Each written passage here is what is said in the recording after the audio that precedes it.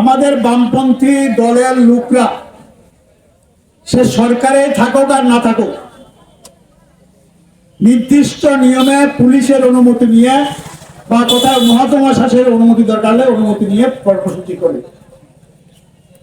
আমি এই অফিসারদের অনুরোধ করব, নিজের দিকে তাকান। যারা রাজ্যে সরকার চালাচ্ছে বিজেপি, তাদের দলের লোকরা, মথার লোকরা, আইপিএফ এর লোকরা তো আপনাদের পারমিশন নেয় না, পারমিশন না নিয়ে মিছিল করে, গাড়ি ভাঙে, বাইক ভাঙে। ওই তখন তো কিছু বলেন না, একটা মামলাও তো তাদের বিরুদ্ধে হয়নি। 2 ঘন্টা অবস্থান করে তাতেও আপত্তি আপনাদের। এমনিতেই তো 18 সালের পরে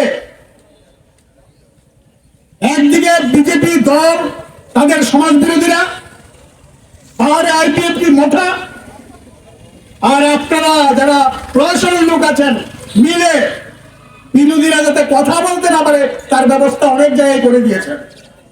তার জন্য সবাই প্রশাসনের দায়ী না। সারা রাজ্যের কর্মসূচি 2 ঘন্টা অবস্থান, 11টা থেকে 1টা। কি অসুবিধা আপনাদের 2 ঘন্টা পারমিশন দিতে? আমাদের বামপন্থী লোকরা তো কোনো অফিসে গিয়ে হামলা করে না, ভাঙচুর করে না, শান্তিপূর্ণ ভাবে করে। হ্যাঁ, পুলিশের মাথা ব্যথা কেন? আমাদের পারমিশন দিতে ভয় পায়, কারণ রাজ্যে তো গণতান্ত্রিক ব্যবস্থা নাই, কথা বলার অধিকার নাই। যারা সরকারে আছে আকাম কুকাম সব করছে, মানুষকে লুটে পুড়ে খাচ্ছে,